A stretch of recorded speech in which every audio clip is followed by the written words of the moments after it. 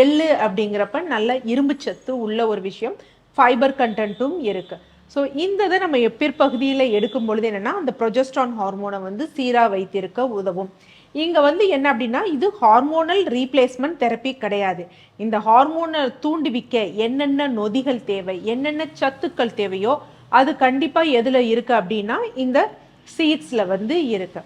அடுத்த விஷயம் என்னன்னா, இப்ப டாக்டர் நீங்க சொல்றீங்க, ஆனா என் பொண்ணுக்கு வந்து 6 மாசத்துக்கு ஒரு தடவை பீரியட்ஸ் வரும்.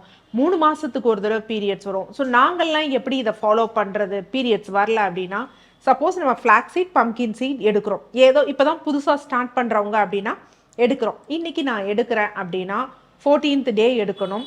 அடுத்து 15th டேலேருந்து 28th டே வந்து நம்ம சூரியகாந்தி விதையும் எள்ளும் எடுக்கணும். சப்போஸ் 29th டே பீரியட்ஸ் வரல அப்படின்னா நம்ம ஃபர்ஸ்ட் இருந்து ஸ்டார்ட் பண்ணணும். ஃபிளாக்ஸ் சீட்ஸ், பம்கின் சீட்ஸ் அப்படின்னு.